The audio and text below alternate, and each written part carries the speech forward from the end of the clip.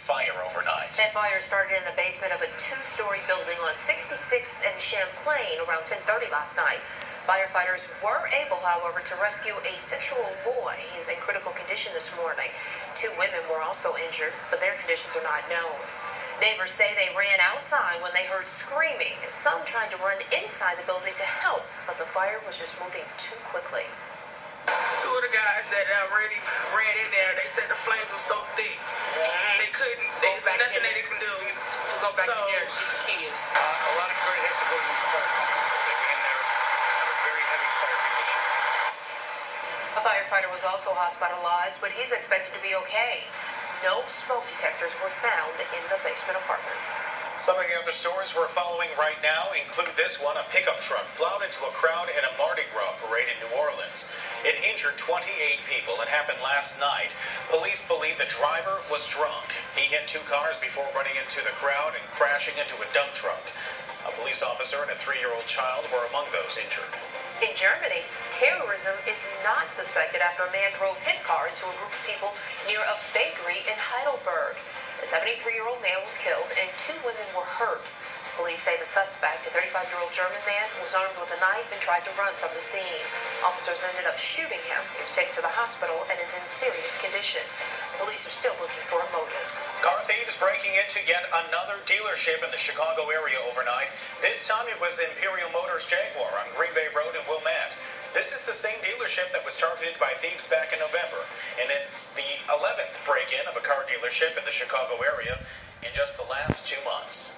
An 8-year-old girl in Houston was shot and killed moments after she survived a car crash. Investigators say she was in the car with her mom early yesterday morning when they crashed into a speeding car. A third car that was also speeding then pulled up alongside them.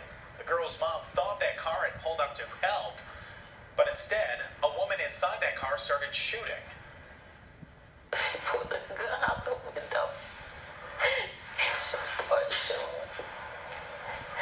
And each one of those bullets hit the back of my car right where my baby was. 8-year-old girl. Police say that the driver of the car that was hit got into the other car that had pulled up. They took off after the shooting. 6 students at the University of Connecticut are under arrest in the death of a nursing student last October. That 19-year-old student was sitting against a door of the school's fire station when a call came in. When the station doors opened, she fell backwards and was run over by a fire truck. Her body was discovered after the rescue team returned. The 6 students were hosting a fraternity party that she had attended prior to the accident, and they were charged with various counts of alcohol possession. Autopsy results on the half-brother of North Korean leader Kim Jong-un confirmed that he died from exposure to a deadly nerve agent. Malaysia's health minister says that Kim Jong-nam died within 20 minutes after he was attacked with that substance in the Kuala Lumpur airport. Health officials say that the final moments of his life likely were very painful. Kim Jong-nam died in an ambulance while being taken to a hospital. Officials have now thoroughly inspected the airport and declared it free of all toxic chemicals. Now, if you don't have an iPass, you won't have to dig through your pockets to find change for the tollway too much longer, I should say. The Illinois Tollway is phasing out these old change buckets at toll booths, and it's finally going to get the machines that'll accept cash or credit cards. The tollway says there are about 100 change buckets around the system, but they're hard to repair because parts are hard to find. But the old coin machines, they still collect about $14 million in tolls each year. The new machines will be gradually phased in over the next year. Well, this year's Black History Month is coming to an end, and last night, recognition was given to 5 trailblazers in the Black community. The event was hosted by the Democratic Cook County Commissioner Richard Boykin. It was emceed by our old friend Bob Jordan. The American Trailblazer Award winners this year are Bob's son-in-law Christian Farr. He works over at that other station, you know. Yeah.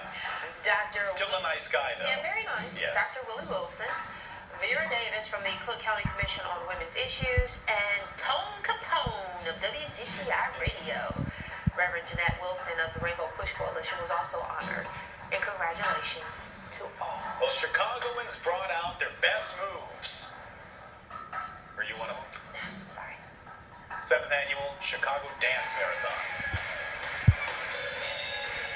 There you go. The dance floor opening up at Saturday morning at the Chicago Marriott downtown.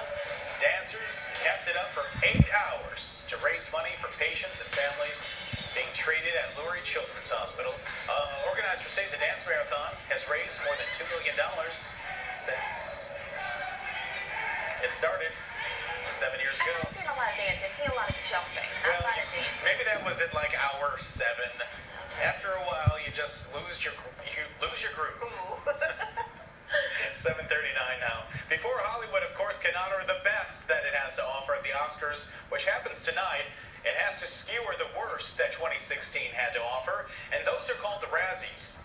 The Caped Crusader and the Man from Krypton had a very big night at this year's celebration of atrocious cinema.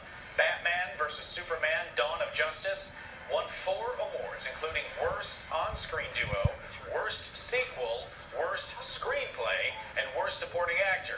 The documentary Hillary's America, The Secret History of the Democratic Party, won the biggest prizes of the night. It picked up 4 awards, including Worst Picture, Worst Director, Worst Actor, and Worst Actress. From foreign entities. Coming up next, I'm not saying anything about that. Coming up next. It's a documentary. Who was the actress in it? I don't know. I don't know either. In your Sunday brunch, the chef from Wicker Park's trendy Cafe Roby is here to share a